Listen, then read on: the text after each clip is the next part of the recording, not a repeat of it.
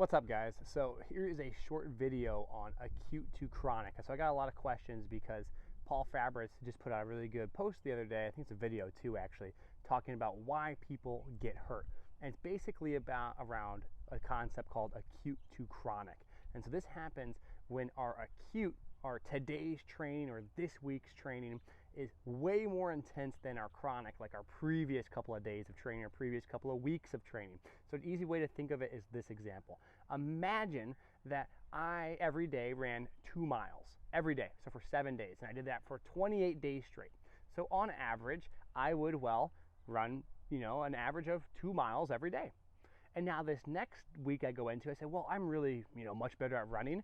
Let me push it a little bit harder. And so I go 3 miles, and I go 4 miles, I go 5 miles and 6 miles and so on. So at the end of the week, my average mileage per day is like, let's say 4.5.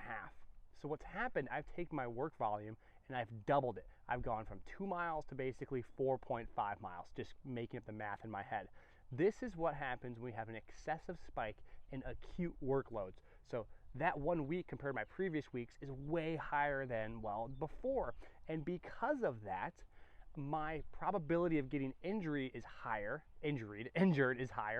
because my body is not used to those specific demands. So at the end of the day, we need to look at not just our day-to-day workouts, our acute workouts, but how they are in relation to our chronic demands. So that's a short example and discussion point around acute to chronic. And this applies not just for, running, but it can be anything for strength conditioning, lifting weights, plyometrics. It's the idea that any massive spike either up, so excessive amounts of acute, or even actually low amounts of acute, can affect our adaptive trends. So we need to be able to adapt and progress slowly over time and make sure we don't have either one of two things, excessive spikes up or excessive spikes down, because excessive spikes down influences our chronic, right? Our total weekly volumes, monthly volumes are way less if you have a big deload week. At the same time, an excessive spike up is going to be so much higher that our body might not be able to adapt to it. So that's a short little breakdown on acute to chronic. I hope you guys enjoyed. If you guys have questions, please let me know, and I appreciate y'all listening.